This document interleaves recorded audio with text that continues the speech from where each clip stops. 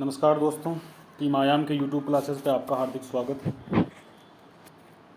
इस क्लास में हम यूरोप महाद्वीप के बारे में पढ़ रहे हैं और जैसा कि हमने देख रखा है आरएस और एसआई के सिलेबस में हमें वर्ल्ड ज्योग्राफी में पर्वत, पठार, मैदान और मरुस्थल देखने हैं। वर्ल्ड ज्योग्राफी के पार्ट में हमें प्रीलिम्स के सिलेबस में ये 4 चीज़ें पढ़नी होती है और जो पुराने सवाल पूछे गए हैं उनके हिसाब से हम यहाँ पर सिलेबस के अकॉर्डिंग आगे बढ़ रहे हैं। तो इस क्लास में हम यूरोप महाद्वीप के पठार देखने वाले हैं। इससे पिछली क्लास में हम पर्वत पढ़ चुके हैं। पहली बार अगर आप क्लास में आए हैं तो यहाँ से पर्वत इससे पहले वाली क्लास में पढ़ लें और इस वाली क्लास में हम आज पढ़ने वाले हैं पठारों को देखेंगे। पठारों का अध्ययन करेंगे कि पठार कौन कौन से हैं, यूरोप महाद्वीप में कौन कौन से पठार हैं, उन सब चीज़ों को हम यहाँ पर देखने वाले हैं। पहली बार आए तो एक बार हम मानचित्र में घूम आते हैं कि कौन सा है यूरोप, क्या है, कहाँ है, तो वो सारी चीज़ें हम यहाँ पर, ये आपका यूरोप महाद्वीप है, एक मिनट, ये यूरोप है। इस यूरोप में हम तो छोटा कर लेते हैं इसको ना, ताकि दिखने लग जाए हमको। ये आपका यूरोप महाद्वीप, ठीक है, ये यूरोप का नक्शा है। दूसरा मानचित्र देख लेते हैं, इसमें दिक्कत होगी, ये देख लेते हैं। ये आपका यूरोप महाद्वीप, ये पूरा जो है यूरोप महाद्वीप है। ये सारा पार्ट कैसा है, यूरोप महाद्वीप है। पिछली क्लास में हम सब कुछ इस तरह सामान्य जानकारियाँ यहाँ से हम पढ़ चुके हैं, तो दोबारा यहाँ पर समय खर्च नहीं करेंगे। बस मैं आपको दिखा रहा हूँ, कोई अगर पहली बार आया है तो उसको दिखा दूँ कि भाई यूरोप कैसा है। ये यूरोप महाद्वीप है। ये वाला भाग भूमध्य सागर है, ठीक है। ये काला सागर भाग है, ये कैस्पियन सागर है। सागर वैसे हमको पढ़ने नहीं है, लेकिन जब नदियाँ पढ़ेंगे तब काम आएंगे, तो अभी थोड़ा सा उनके बारे में हल्का हल्का हमें मालूम कर लेना, ठीक है। तो ये हमने यूरोप का एक मानचित्र देख लिया। यहाँ से स्पेन है, पुर्तगाल है, फ्रांस होगा, आगे जर्मनी आएगा, पोलैंड आएगा, बेलारूस होगा, ये आपका रूस है, ठीक है। ये आपके 3 NSF कंट्रीज है, नॉर्वे, स्वीडन और फिनलैंड, ठीक है। ये आपका इंग्लैंड वाला पार्ट है जो यूनाइटेड किंगडम है देश के रूप में, ब्रिटेन एक क्षेत्र के रूप में और इंग्लैंड एक राज्य के रूप में, प्रांत के रूप में है। इस तरीके से हमने चीज़ें इसकी देखी। अब मानचित्र से हटते हैं और हम वापस जाते हैं पेज पर। वहाँ से हम अभी क्या शुरू करने वाले हैं, यूरोप के पठार पढ़ने वाले हैं। यूरोप के पठार पढ़ने वाले हैं। देखो, अगर मेरी आवाज़ काफ़ी स्लो है, मतलब वैसे आपको आवाज़ आ रही है, लेकिन अगर मेरे पढ़ाने का स्पीड काफ़ी स्लो है तो यूट्यूब में आपको एक ऑप्शन दे रखा होता है जहाँ से आप स्पीड इसकी बढ़ा सकते हो। इसको 1.25 या 1.5 वहाँ आप इसको बढ़ा सकते हैं। तो अगर आपको अपना समय बचाना हो और आपको लगे कि बहुत धीरे धीरे पढ़ा रहा हूँ तो आप उसको बढ़ा लें, और अगर ठीक ठाक लग रहा है, आप कंफर्टेबल है, तो कोई दिक्कत नहीं है। यहाँ हम यूरोप के पठार पढ़ने वाले हैं। यूरोप के पठारों को हम पढ़ेंगे। कौन कौन से पठार हैं यूरोप के, आपको नाम याद रखना है और उनको उनके देश से मिलाना है। ये सबसे महत्वपूर्ण सवाल पठारों में यहाँ से बन सकता है। तो सबसे पहले कौन सा पठार देखेंगे, उस पठार का नाम देखते हैं। एक पठार आता है, उसका नाम है आइबेरिया पठार। आइबेरिया पठार, आइबेरिया पठार। मैंने आपको देश पढ़ाया ना, कौन सा देश किधर है, किस देश के क्षेत्र को किस नाम से जानते हैं। मैंने आपको बताया था कि स्कैंडिनेवियन कंट्रीज कौन से हैं, पिछले लेक्चर में बताया कि बाल्कन देश कौन से हैं, है ना। तो उसी तरीके से यूरोप में एक क्षेत्र है, उस क्षेत्र का नाम है आइबेरिया। वो क्षेत्र कौन सा है, पहले हम उसको एक बार मानचित्र में देख करके आते हैं। यूरोप में एक क्षेत्र है, उस क्षेत्र का नाम है आइबेरिया, और वो आइबेरिया का क्षेत्र कौन सा है, ये वाला। इस क्षेत्र को बोलते हैं आइबेरिया। ये जो क्षेत्र है क्या कहलाता है, इस क्षेत्र को क्या कहते हैं, इस क्षेत्र को बोलते हैं आइबेरिया। तो यहाँ एक पठार है, उस पठार का नाम है आइबेरिया का पठार। यहाँ जो पठार होगा उसे क्या कहेंगे, आइबेरिया पठार। तो अगर आपसे पूछे कि आइबेरिया पठार कहाँ है तो आप कहेंगे स्पेन में है, या फिर थोड़ा सा और बढ़े तो स्पेन और पुर्तगाल दोनों में है। इसे स्पेन का पठार भी कहते हैं। बात समझ में आई। आइबेरिया पठार कहाँ है, स्पेन और पुर्तगाल में। देखो ये वाला हिस्सा जो है ये पुर्तगाल है, ये वाला हिस्सा पुर्तगाल है और ये वाला हिस्सा जो आपको बैंगनी रंग का दिख रहा है ये वाला हिस्सा स्पेन है, और ये पीले रंग में जो दिख रहा है ये पुर्तगाल है। और इन दोनों को, इस इलाके को, इस पूरे इलाके को बोलते हैं आइबेरिया क्षेत्र। आइबेरिया नाम है, जैसे हमारे यहाँ होता है ना हाड़ौती क्षेत्र, शेखावाटी क्षेत्र, ठीक है, उसी तरीके से उनके वहाँ जो है यूरोप में इस वाले एरिया को बोलते हैं आइबेरिया का क्षेत्र। और इस क्षेत्र में एक पठार है, उस पठार का नाम आपको याद रखना है, दैट इज़ आइबेरिया का पठार हमें याद रखना है। कहाँ होगा? स्पेन आपको मुख्य रूप से याद करना है, और थोड़ा सा चाहो तो ऑप्शन में अगर पुर्तगाल आए तो पुर्तगाल भी ले लेना। नहीं आएगा पुर्तगाल, मैं तो कहूँगा स्पेन ही आएगा। इसका एक दूसरा नाम क्या है? स्पेन का पठार भी बोलते हैं इसे, स्पेन का पठार भी इसे बोलते हैं। चलो आइबेरिया का काम क्लियर हुआ। आइबेरिया पठार कहाँ है? स्पेन में है, थोड़ा पुर्तगाल में भी कह सकते हो। इस पूरे इलाके को क्या बोलते हैं? आइबेरिया क्षेत्र कहते हैं। चलिए आगे बढ़ते हैं, नया पेज लेते हैं। इसके बाद अगला पठार आपको देखना है सेंट्रल मैसिव पठार। सेंट्रल मैसिव पठार, सेंट्रल मैसिव पठार ये कहाँ पर है साहब? सेंट्रल मैसिव पठार ये फ्रांस के अंदर है। कहाँ है सेंट्रल मैसिव पठार? कहाँ है? फ्रांस के मध्यवर्ती भाग में, मध्यवर्ती भाग में, बीच वाले भाग में, फ्रांस के मध्यवर्ती भाग में एक पठार है। उस पठार का नाम क्या है? सेंट्रल मैसिव पठार। कहाँ ढूंढे साहब फ्रांस को? देखिए मिल जाएगा यहाँ, ठीक है। यहाँ जो पठार होगा उस पठार को क्या कहेंगे हम? सेंट्रल मैसिव पठार कहेंगे। इस इलाके के पठार, फ्रांस का बीच का जो पार्ट है उस पार्ट को कहते हैं सेंट्रल मैसिव पठार। ये हमारा इस पठार के बारे में बात हुई। अगले पेज में चलते हैं। यहाँ एक और पठार आता है, इसका नाम है बोवेरिया का पठार। बेवेरिया का पठार, क्या नाम है? बेवेरिया का पठार। कौन सा पठार है? बेवेरिया का पठार। ये कहाँ आएगा साहब? ये आएगा जर्मनी में। जर्मनी में जगह है म्यूनिख। ये लो साहब, जर्मनी में कौन सा पठार है? बेवेरिया का पठार। आपको सिर्फ मिलान करने वाला सवाल आएगा प्रीलिम्स में पठारों से अगर आए। पठार का नाम दे दिया एक साइड में, दूसरी साइड में क्या दे देगा? उसका देश दे देगा या किस महाद्वीप में ये दे देगा। तो सबसे पहला तो काम करना आपको, पठारों को, पर्वत को, जो भी यहाँ पर इस चारों चीज़ों में जो भी आए, सबसे पहले तो उनको उनके महाद्वीप से मिलाना है। सबसे पहले तो हमें क्या करना है?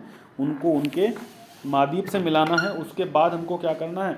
उन्हें उसके देश तक का पता करना है कि ये जो विशेष स्थलाकृति हमें इसका नाम आ रहा है, बेवेरिया का पठार नाम आया, तो ये कहाँ है, कौन से देश में है? जर्मनी में है। और अगर आपसे सिंपल पूछ ले कि कौन से महाद्वीप में है, तब आप निश्चित रूप से इसको कहाँ बताएंगे? यूरोप के महाद्वीप में बताएंगे। बात बनी? चलो आगे चलते। इसके बाद चौथा पठार देखें। ये पठार आएगा बोहेमिया का पठार। कौन सा पठार आएगा? अब कौन सा पठार पढ़ेंगे हम? बोहेमिया का पठार। कोई ज़्यादा डिटेल करने की आवश्यकता नहीं है, सिर्फ देश का नाम याद रखो, काम खत्म। बोहेमिया का पठार ये कहाँ आएगा साहब? बोहेमिया का पठार कहाँ आएगा? बोहेमिया का पठार आएगा आपके चेक रिपब्लिक में। चेक रिपब्लिक देश है एक, अभी सबको मानचित्र में दिखाएंगे। चेक रिपब्लिक एक देश है, वहाँ हम बोहेमिया का पठार हमें बताना है। चेक रिपब्लिक में कौन सा पठार है? बोहेमिया का पठार है। बेवेरिया का पठार, देखो दोनों का थोड़ा सा आपको एक आवर्ती समान लग जाएगा, याद करना। बेवेरिया का पठार जर्मनी में है, सेंट्रल मैसिव फ्रांस में है, आइबेरिया पठार स्पेन में है। मानचित्र में देखने जाएं तो चेक रिपब्लिक, ये रहा आपका चेक रिपब्लिक, और यहाँ कौन सा पठार होगा?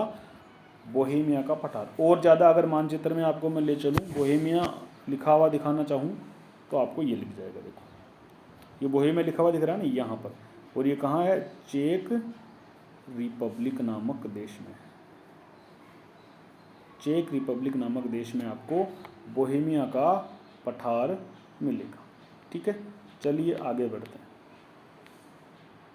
अब ये तो आपके मुख्य मुख्य पठारों के नाम से जो फेमस है ना वो हो गए, पर मैं रिस्क नहीं लेना चाह रहा। मैं चाहता हूँ कि जो भी ऐसी उच्च भूमियाँ हैं जिनको पठार मान सकते हैं, जिनसे सवाल पूछा जा सकता है, मैंने उनको भी यहाँ पर सम्मिलित कर दिया है, ताकि हमारी तरफ से कोई रिस्क ना रहे, कहीं पूछ ले तो दिक्कत ना हो। ठीक है,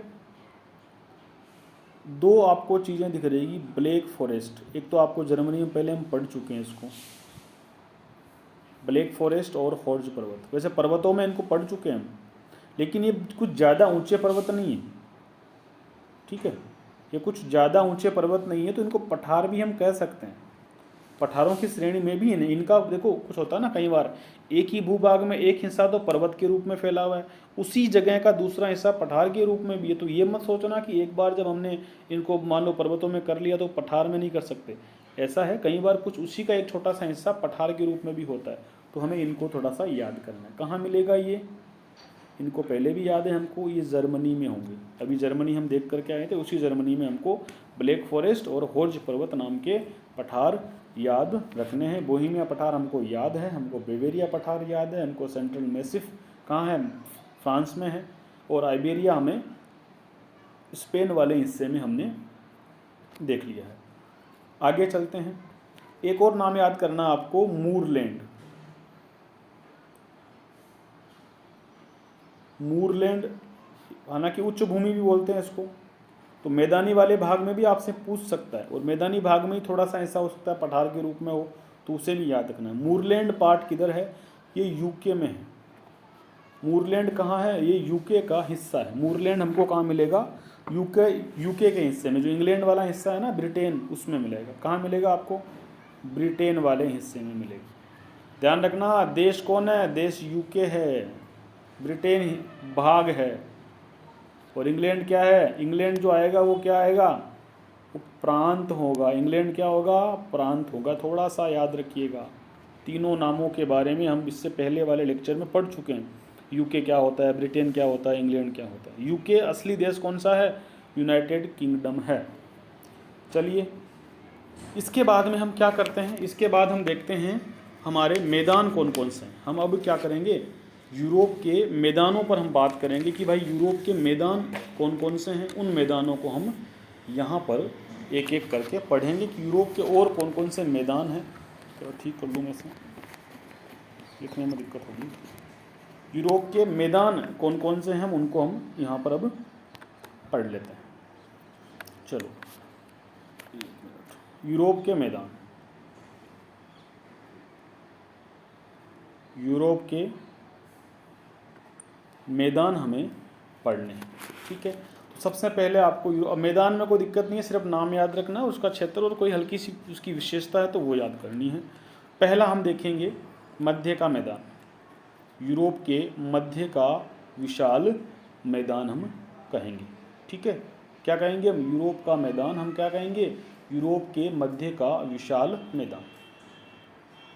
तो पहला है मध्य का विशाल मैदान, मध्य का विशाल मैदान। अभी मानचित्र में देख कर के आएंगे, पिछले वाली जो चीज़ें बची उनको भी देख लेंगे पठारों वालों। मध्य का विशाल मैदान अगर हम देखें, यूरोप में मध्य का विशाल मैदान, ठीक है, तो ये हमें कहाँ से मिलेगा, हम कहेंगे अटलांटिक तट से। अटलांटिक महासागर जो था, उस अटलांटिक महासागर के तट से यूराल पर्वत तक उत्तरी भाग में, जो मध्य वाले बीच वाले भाग में है, वो पूरा कंप्लीट एक जो लाइन बनेगी, वो सारा का सारा क्या कहेगा, मध्य का विशाल मैदान होगा। क्या क्या लिखेंगे इसके बारे में, एग्जाम में नहीं पूछेगा अटलांटिक तट से यहाँ से, पर लिख रहे हैं अटलांटिक तट से यूराल पर्वत तक, यूराल पर्वत तक का भाग का मैदानी भाग जो होगा वो क्या होगा, मध्य का विशाल मैदान। इसमें कई देश आएंगे। अब कोई एक या दो देश तो है नहीं, कई देश आएंगे और उनको सबको याद करने की आवश्यकता नहीं है। ऐसा कोई सवाल इधर से बनने की कोई उम्मीद मुझे नहीं है। तो वो सारे आपको 10-15 देश नहीं लिखने हैं, उनको सिर्फ एक हमको मानचित्र में जगह थोड़ा सा उसका याद रखना है कि भाई ये जो है विशाल मैदान का भाग। देख के आते हैं, अभी देखते हैं मानचित्र में, हमको समझ आ जाएगा।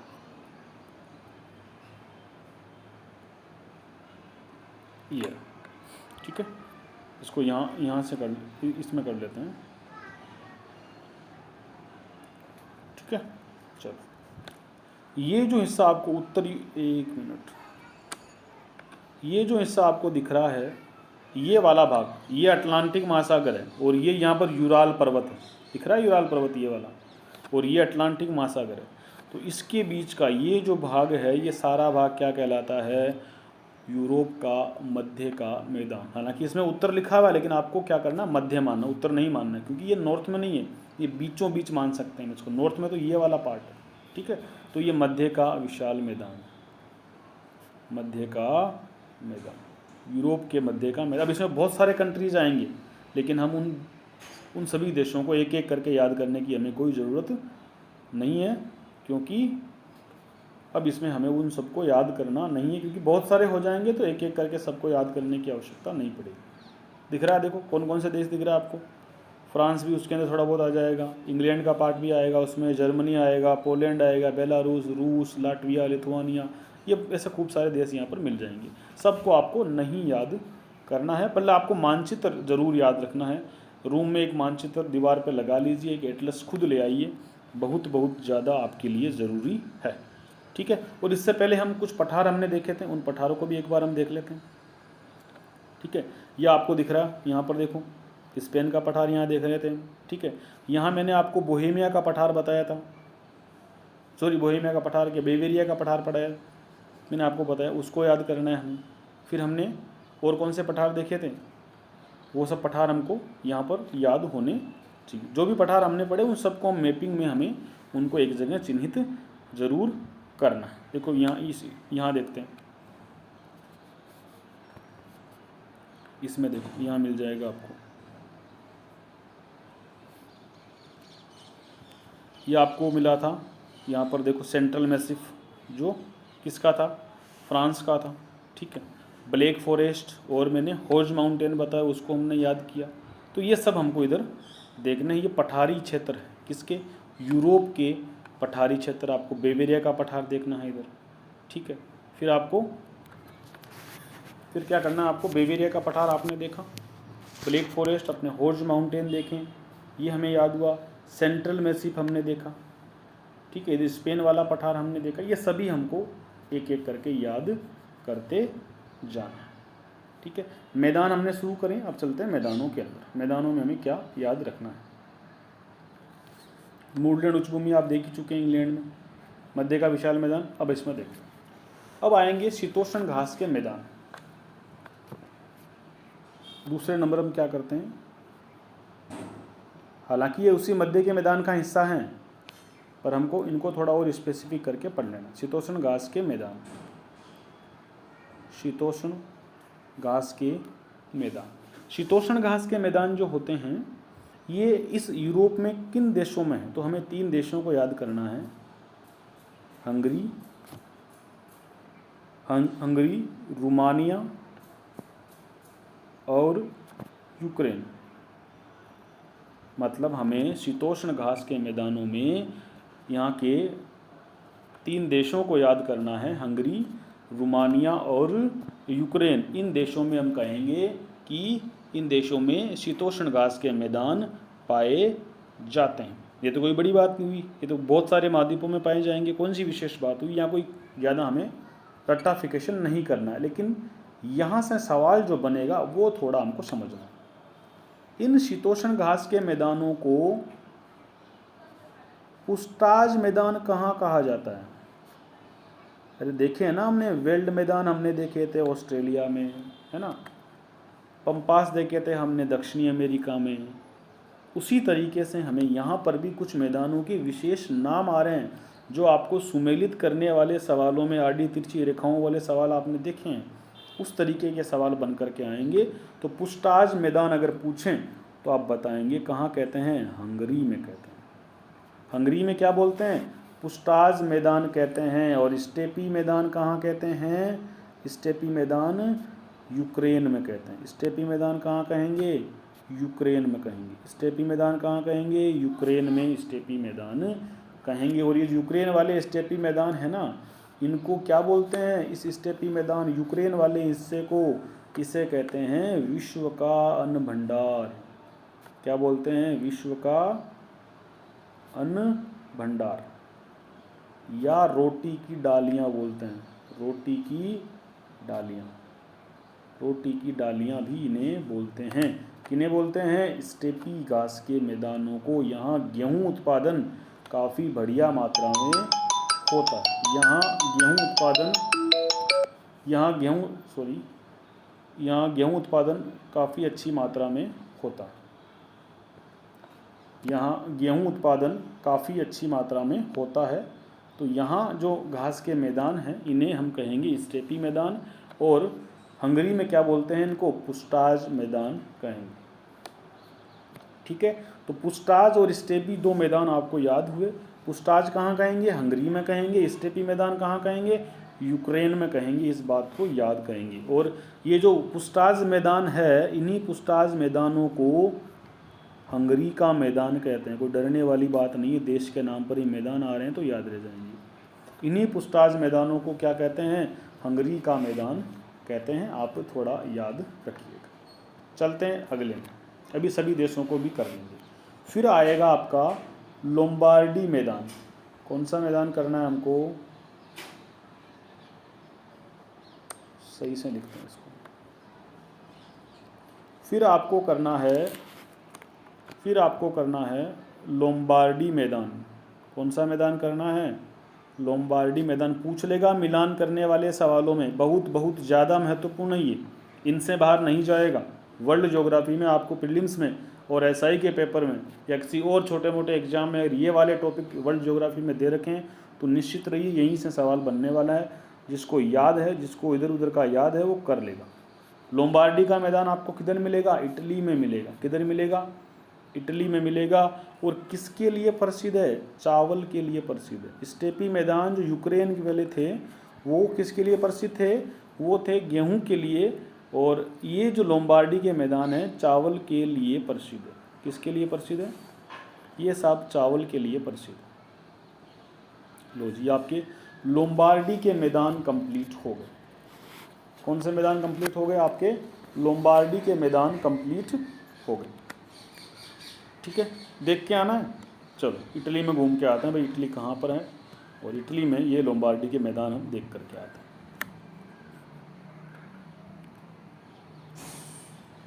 देख रहा है इटली? ये वाला पार्ट है इटली का, और ये वाला भी इटली में आएगा। यहाँ जो मैदान होंगे, यहाँ एक तो आपको एपेनाइन पर्वतमाला याद होगी, ठीक है, और उसी पर्वतमाला के इधर उधर हमें पास में इधर कहीं पर मैदान नज़र आएंगे। उन्हें क्या कहेंगे हम? लोम्बार्डी का मैदान। लोम्बार्डी मैदान। तो मैदान याद हो जाएंगे आपको। लोम्बार्डी मैदान कहाँ पर है? इटली में है। चलिए, ये हमने इटली का लोम्बार्डी मैदान याद किया। और जो पुस्ताज दिख रहे थे आपको, पुस्ताज मैदान, वो कहाँ याद करने हैं? वो हंगरी में याद करने। ये रहा हंगरी। यहाँ कौन से मैदान है? पुस्ताज मैदान। कौन से मैदान है? पुस्ताज मैदान है। और यूक्रेन में जो मैंने आपको बताया कि यूक्रेन में हमको क्या याद करना है? ये वाला भाग यूक्रेन। देखो ये वाला, इसमें दिख नहीं रहा, ये वाला यूक्रेन। ठीक है, इसमें कौन से होंगे? स्टेपी मैदान जो गेहूं के लिए प्रसिद्ध। चलिए वापस आते हैं मैदानों पर।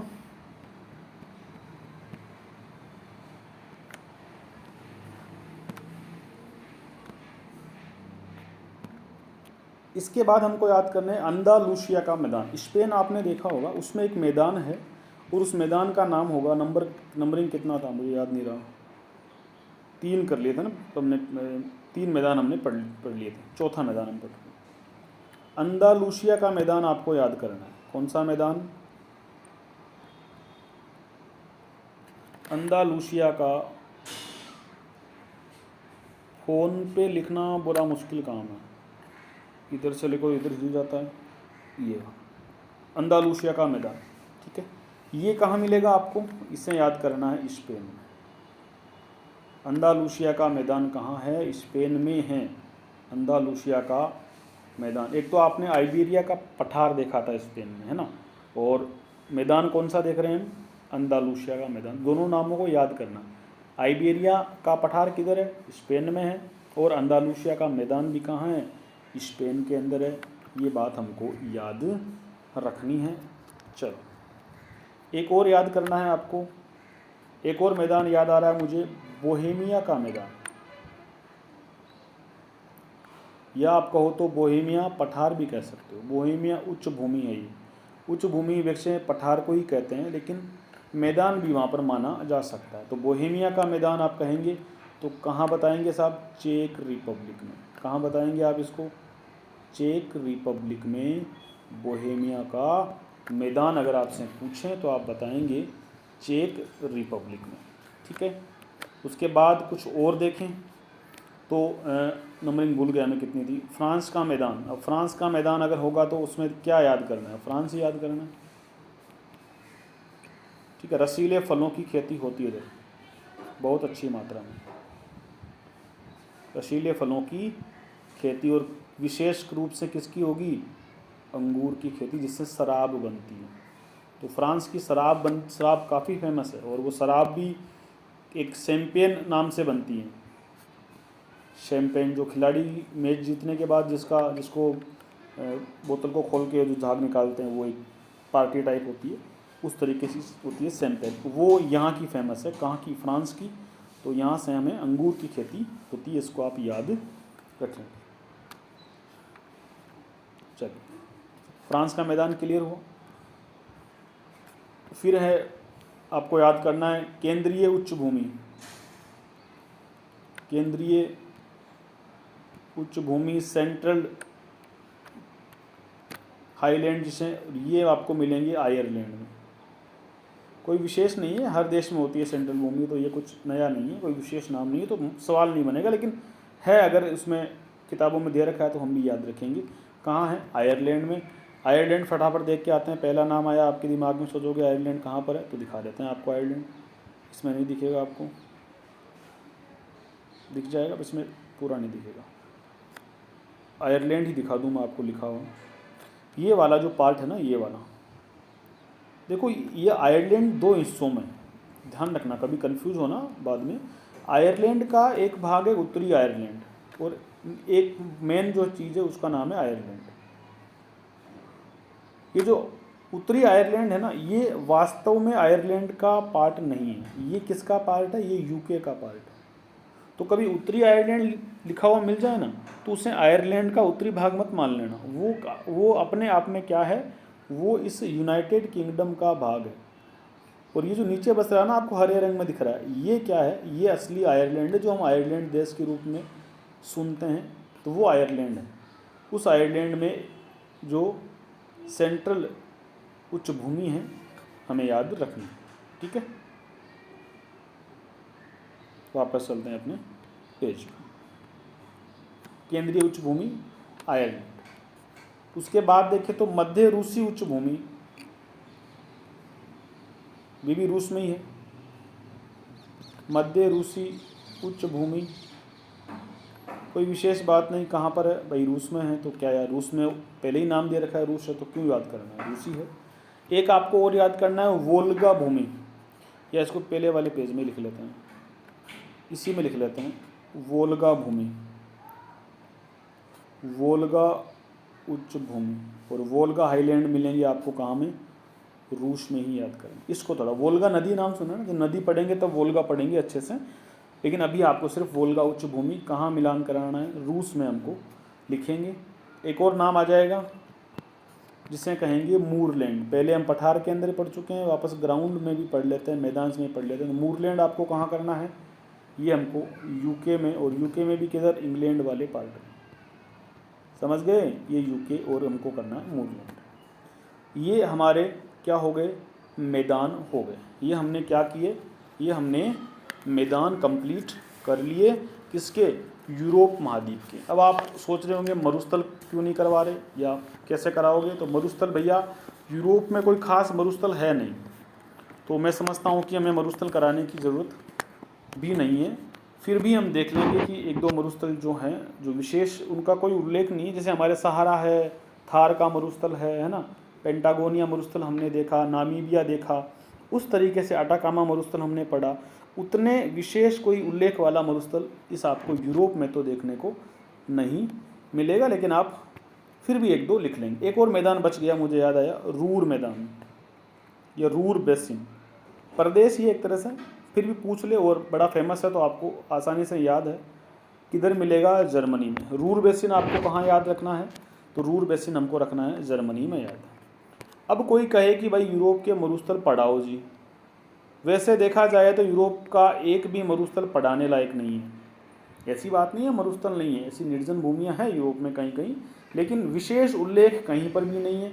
कोई सवाल आपको बनता हुआ इधर से नज़र नहीं आएगा, तो पहले तो लिखना है कोई विशेष नहीं, ताकि दिमाग में पहले से क्लियर रहे कि ये शब्द अगर नहीं याद हुए एक दो मरुस्थल तो घबराना नहीं है, ठीक है। फिर भी हम एक दो लिख लेते हैं ताकि कॉपी का श्रृंगार बना रहे कि भाई इसमें जब मरुस्थल लिखा गया तो क्यों नहीं लिखाया। एक मरुस्थल आपको लिखना है तबरनाश मरुस्थल।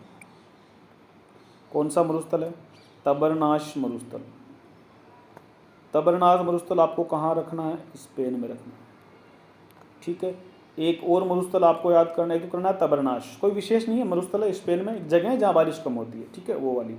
ऐसे हमारी जैसे मरुस्थल नहीं है। ओलेश की मरुस्थल, ओलेश की मरुस्थल, तो भैया जी ओलेश की मरुस्थल कहाँ है? इसको बनाना है यूक्रेन में। ये थोड़ा ठीक ठाक लगता है मरुस्थल की तरह, क्योंकि ये थोड़ा एशिया वाले पार्ट की तरफ आ गया है, तो इसमें मरुस्थल के प्रभाव ज़रूर है। एक और मरुस्थल आप लिख सकते हैं अकोना मरुस्थल, अकोना डेजर्ट।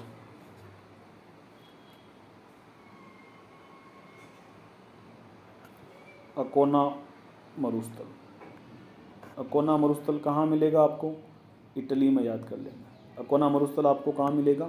इटली में, ठीक है।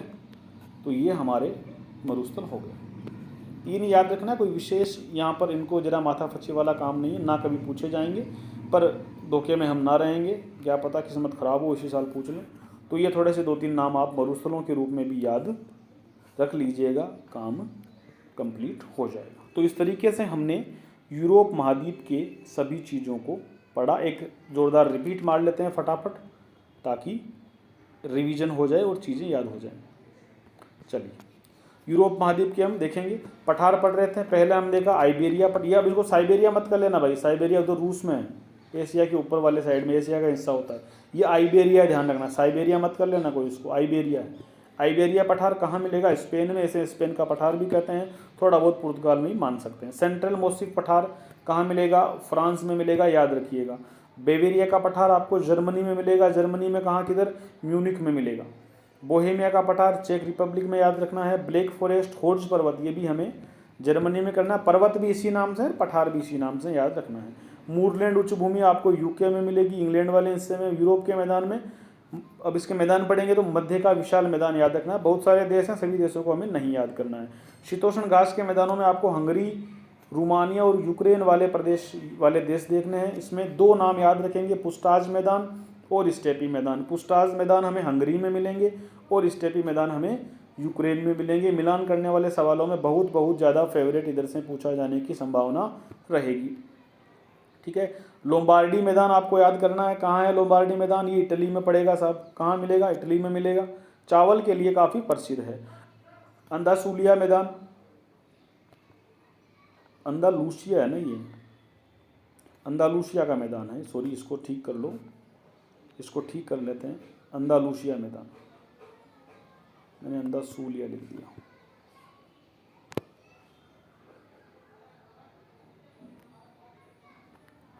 अंदालूसिया का मैदान कहाँ मिलेगा आपको? स्पेन में, याद करना है। बोहेमिया उच्च भूमि वापस याद करना है, चेक रिपब्लिक में। फ्रांस का मैदान फ्रांस में है, किसके लिए प्रसिद्ध है? शराब के लिए प्रसिद्ध है, शैंपेन मिलती है। केंद्रीय उच्च भूमि आपको आयरलैंड में मिलेगी, कोई विशेष नहीं है। मध्य रूसी उच्च भूमि रूस में मिलेगी। वोल्गा भूमि का याद रखना, वोल्गा नदी की उच्च भूमि, जहाँ से वोल्गा जाती है और मिट्टी इकट्ठा करते जाती है, वोल्गा का बेसिन वोल्गा उच्च भूमि कहलाएगा। मूरलैंड आपको इंग्लैंड में मिलेगा, ये भी पहले पढ़ चुके हैं पठारों में। और रूर बेसिन जर्मनी में है। मरुस्थलों का कोई विशेष उल्लेख नहीं है, यूरोप में कोई विशेष महत्व नहीं है, लेकिन फिर भी एक दो याद रख लेते हैं फॉर्मेलिटी के लिए। तो तबरनाश मरुस्थल आपको स्पेन में दिखेगा, ओलेश की मरुस्थल यूक्रेन में, और अकोना मरुस्थल आपको इटली वाले क्षेत्र में याद करना है। तो इस तरीके से हमारे यूरोप महाद्वीप कंप्लीट हुए। पहला चैप्टर हमारा पर्वत, पठार, मैदान और मरुस्थल का महाद्वीपों के हिसाब से हमने कंप्लीट किया। अगले लेक्चर में हम एशिया महाद्वीप पढ़ेंगे और एशिया काफ़ी बड़ा महाद्वीप है और इसमें खूब सारे आपको पठार मिलेंगे, पर्वत मिलेंगे, मैदान मिल जाएंगे और मरुस्थल तो मिलने ही मिलने। तो ये हम अगली क्लास में पढ़ेंगे। तब तक के लिए आपको ऑल द बेस्ट। सभी को बहुत बहुत धन्यवाद। वीडियो को आगे शेयर करते जाइए और लोगों तक पहुंचाते जाइए। धन्यवाद।